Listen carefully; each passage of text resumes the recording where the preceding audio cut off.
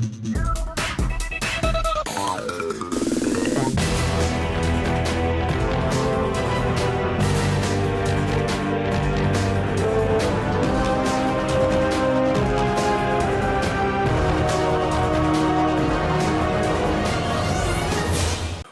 up YouTube, Dale here from Zephyr War Games, and do not worry all you Dark Magicians fans, I'm here to tell you it does not matter that VERTE is gone. Well, I mean, it does a little bit, but the deck can still do a crazy amount of stuff. I have two versions to show you guys. This is version 1, this is the aggressive version, this is using branded, and I'll explain the synergy as we go. I'll also show you a combo towards the end.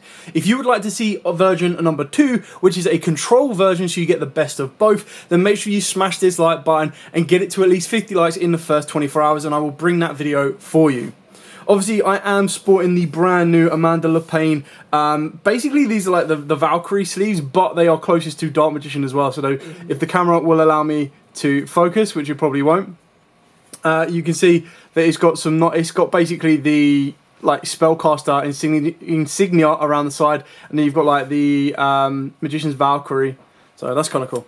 Anyway, let's dive headfirst into this profile without further ado to kind of show you exactly what Dark Magician can do now. So we start off with, of course, 2 Dark Magician. You still need to be playing 2. I completely agree with the modernization of this deck that 3 is just too much. You don't really need it. A lot of people's concerns when we lost VERTE was the fact that we were losing a very consistent way of getting Dark Magician to the graveyard. That is very, very true, all from one card, but because of Branded Fusion, we can still kind of replace that and still do the exact same thing of getting it to the graveyard. Off the back of that as well, apart from the downside of banishing a Dark Magician or spinning the Dark Magician back into the deck, you're actually able to, within theory, you can set up like a double Dragoon board, or you can set up a Dragoon with a Dragon Knight board as well, all from 3 cards, plus a random discard, but I'll show you that at the end. We've then got Triple Magician's Rod, and this is now the most important normal summon of the deck.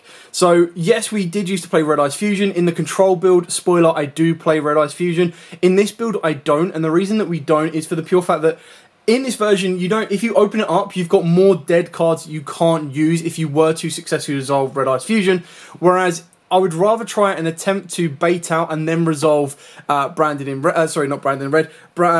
Fusion, because then at least if that does get stopped, I still have plays to make. Yes, I'm still locked into fusion summoning, but that is where stuff within the deck like Magician's Rod actually makes it more important, and it still allows you to produce a Dragoon all the way around.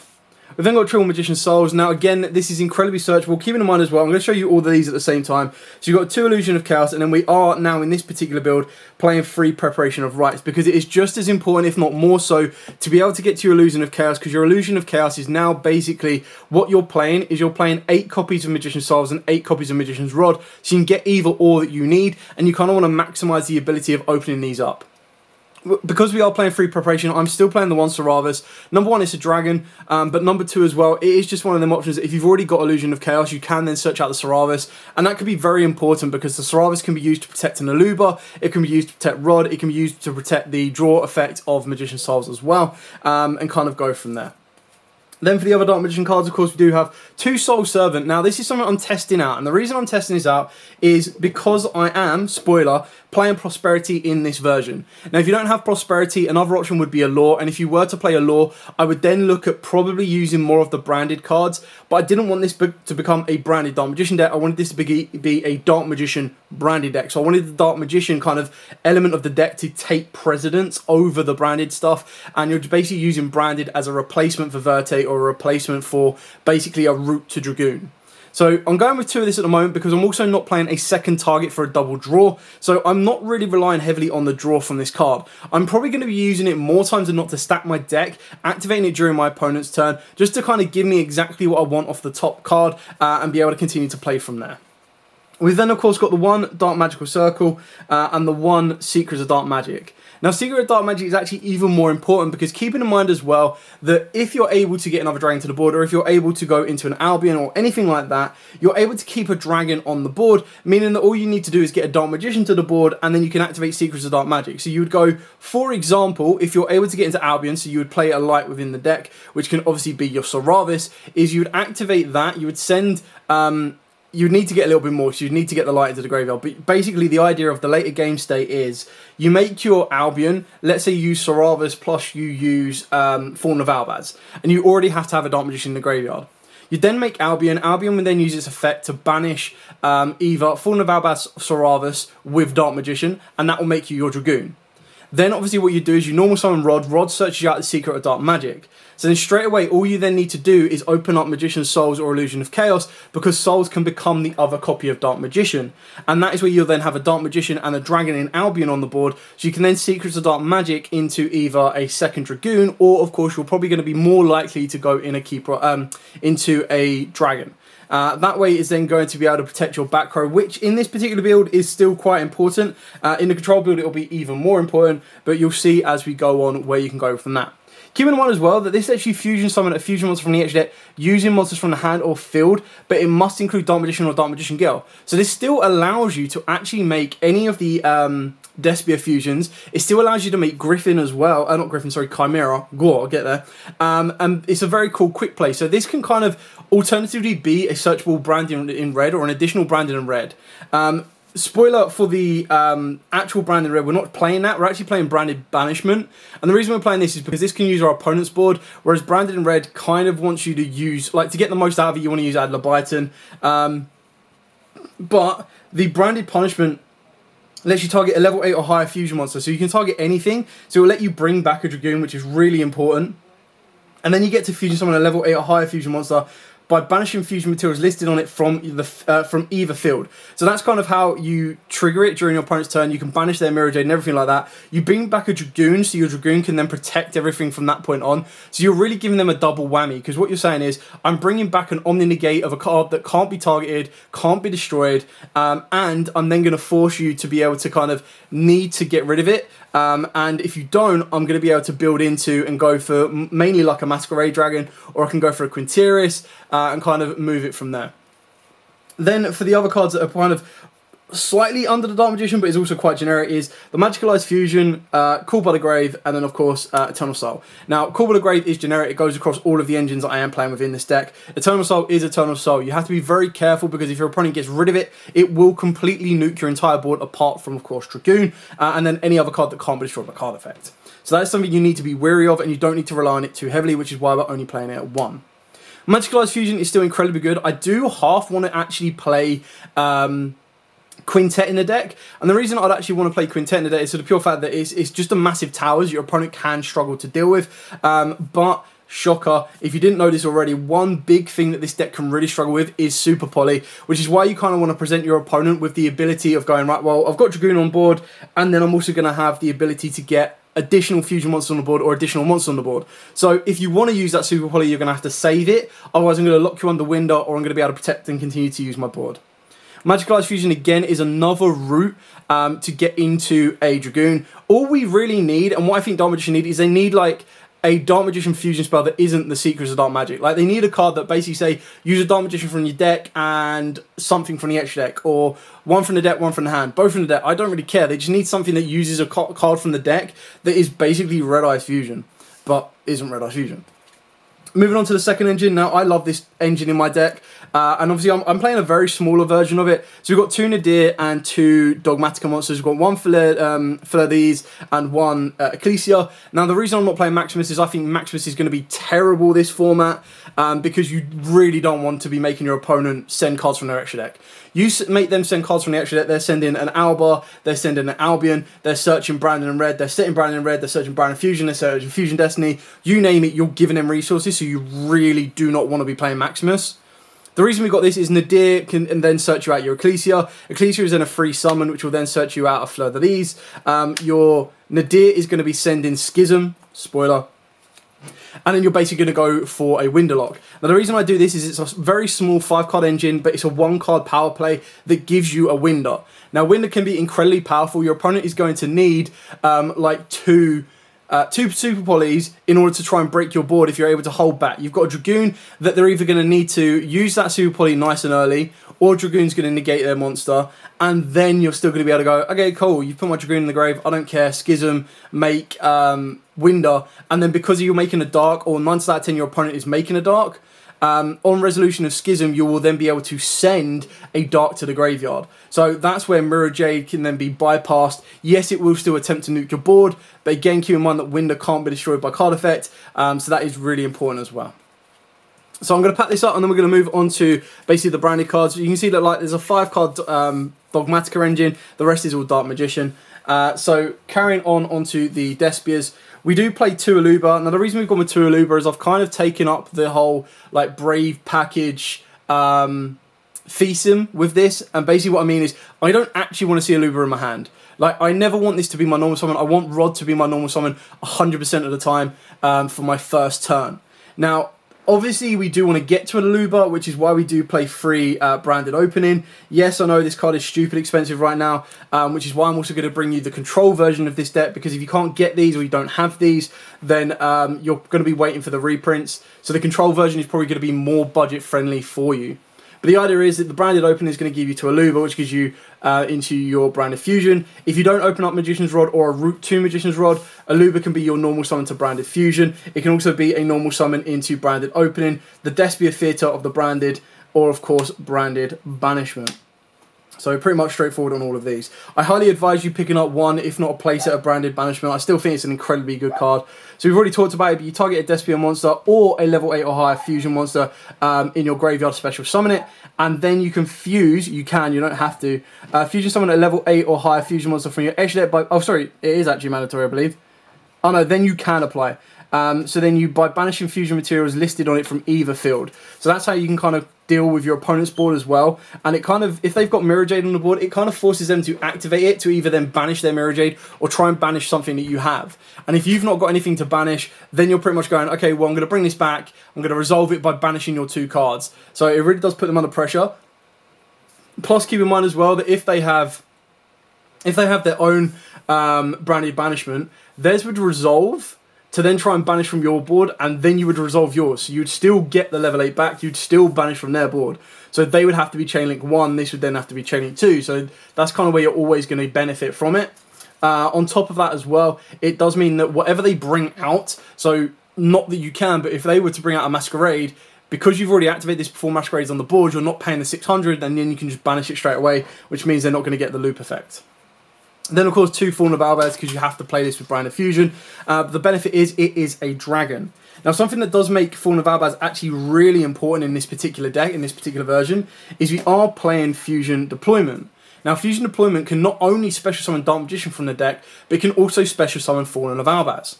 Now, why is that important? Well, in this particular deck, you are locking yourself into fusions the second you activate Branded Fusion. I've kind of gone with a fusion-focused deck, so you don't even need to worry about the option of going, oh, damn, I've locked myself into fusions, but I really want to go into links. It doesn't really make a huge difference. The idea of, well, about Fusion Deployment is it gives you a very good card for going second, because straight away you can activate Fusion Deployment. If your opponent lets that through, you could use Fallen of Albaz's effect, but if you don't, and you actually just go, cool, I'm just going to summon Fallen of Albaz, no effect, you can then contact fuse your Fallen of Albaz with dragons on the board and start going from there in order to make your Alba. Keep in mind as well, something very recently that I learned is, and I never really considered it this way, if you were to go Lubellion and you wanted to make your Alba, it can actually spin all of your dragon cards back into the extra deck. So if you've already gone through your Dark Magician, the Dragon Knight, it can put it back into the extra deck for you and kind of recycle your materials, which is really cool. It's a little bit more rare in this one, but it will also let you recycle your Albions, and it will also let you recycle your your Lubellion on the field. So that's kind of a way to maintain some extra deck resource, which you will need for the next card, which is, of course, Pot of Prosperity. Now, the reason we're playing this is that this is a card that basically says to your opponent, do you want to stop this, or do you want to take the gamble that I will see one of my power cards off the top of my deck? Now, my power cards, of course, Super Poly. Everyone needs to play Super Poly right now for the pure fact that it's so good at breaking boards. It's so good going first, so good going second. The current meta is branded everywhere. So if your opponent Super Polys you need to Super Poly them back. Prosperity is one of them ones because you are digging for so many power cards.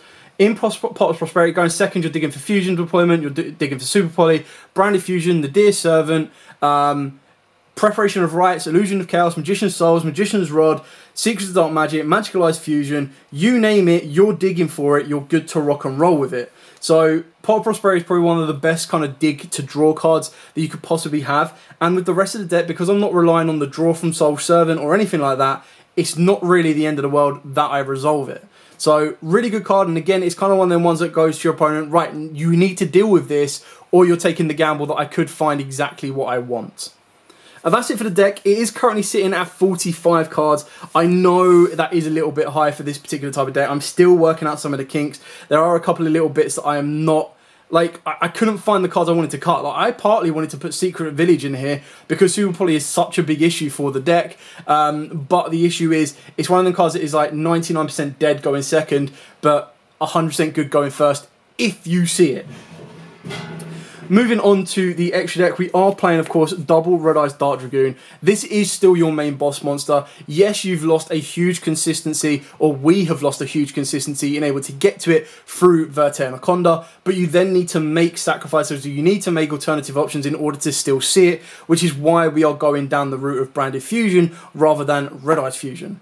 Again, because I want to show you both the options of control and aggression, the Red Eyes Fusion is in the other version of the deck, just to kind of show you that the idea that I see is when you activate Red Eyes Fusion, you kind of want to be controlling the board. Whether you're going to be putting down a lot of back row, whether you're going to be playing a lot of hand traps, you kind of want to be able to have that best of both, that, you know, you're not really going to be relying on being completely board ridden.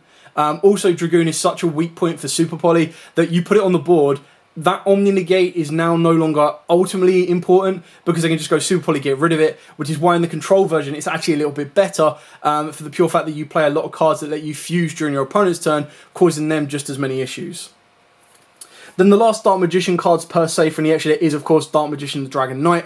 The reason you can go for this one is, like I said, you can either go for a double Dragoon or you can go for a Dragoon and a Dragon Knight. And obviously the idea for going for a Dragon Knight would be to protect your back row, which can be very important because you'll have Branded Banishment, you'll also have Super Poly sometimes, and you can also have Eternal Soul alongside Schism. So being able to protect those can be very, very important. Then for basically the Nadir targets, we've got the Chimera Flesia. And then the reason we got the Chimera Flesia is that you can send this off of your Nadir Servant if you've already got Schism, or you've already got a route to get to Schism. And then this will allow you to search out Fusion during the next standby phase, which will be your Magicalized Fusion. Keeping in mind, by the time you get to this point, you've probably got your materials for a Dragoon in the graveyard. So you're basically saying, okay, well, if you clear my board, I've still got one card that's going to get me a Dragoon. If you wanted to play Quintet, you'd then still be able to search a card that gets you Quintet. Because we're not playing Maximus, it is a little bit more difficult to successfully do this and resolve this. So you do need to be a little bit careful and be very specific in what you're going for. We've then got the one Natis, and this is just an aggressive option that can be sent with Nadir's Servant, because then you can just target and pop a card, which is really, really important, because sometimes you just need that to break a board, and it's also important if you've already got the pieces. It's flexible, which is why Prosperity is in the deck, because you can go, right, okay, well, straight away, these two are my banished targets if I'm digging for something else. Before I get onto the Despias and the Fallen of Albaz monsters, of course we do have the one Guardian Chimera. Like I said, you actually make this with Secrets of Dark Magic. That's the only route you're going to do it, or you're going to use the Despia field spell. But it is just such an incredibly powerful card. Being able to either non-target destroy one or two cards and then draw one or two cards is insane, especially in a deck like this where you want to keep going. And the fact that you've got one card that you can easily search, just like Branded in red, with, of course, the Magician's Rod, it's still worth playing. But again, if you don't have it, you can flexi take it out, and you can go for more Dark Magician cards if you want to, or you can bump up your Albaz lineup, which I'm going to show you now, because the Albaz lineup is pretty, not thin, but it's the bare minimum that you need. So we've got the one Alba. This is obviously the brand new card that came out in Dimension Force. So this is the one that if it is sent from the field to the graveyard, or is it in the graveyard this turn because it was sent there, you're able to search out one normal poly or normal fusion spell, which again can kind of replace the Predaplant Chimera Flesia. But the reason I've got double like this is because one can be off of Nadir's Servant and one can be off of Mirror Jade. Ideally, I'm actually going to be using this more to summon it than I am to be sending it, because I'd rather be sending an Albion to then reset or set Branded Banishment in order to allow me to fuse during my opponent's turn using their field. The Alba is actually going to be something that I'm looking to actually summon more in this deck, and like I mentioned, you fuse your deploy into a Fallen of Albaz, or you just normal summon a Fallen of Albaz, you can then contact fuse your opponent's entire board. Now, it's rare they're going to be leaving dragons on the board because the only other dragons that your opponent are probably going to be playing is going to be your Albion and your Lubellion. So these are the dragons you can recycle from the graveyard with your Alba, or, well, Lubellion will be from the field because you'd make Lubellion, use its effect, spin itself back, spin Albion, and then spin any of the other dragons in the graveyard, so your Saravas, your Fallen of Albaz, and then you make your Alba, and he's going to have a couple of decent attacks. So it's something to look into, something to keep in mind on, but like I said, this is actually like the base minimum because we only play one Mirror Jade as well. If you want to up this package, you can do completely. You've got a lot of space to play around with should you want to. For the Despia cards, we've only got the one Quinteris and we've got the one Masquerade. I'm actually considering you could put in Proskelion in this as well. I really like that card. I just feel it's a little bit more difficult to resolve in this particular deck because at least with a branded Despia deck, you've got more Despias to kind of control the board with that way.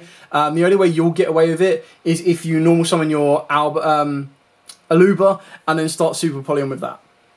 Then for the actual Super Poly target, Draxus de Pelio, keeping in mind that you also got other targets with your Masquerade,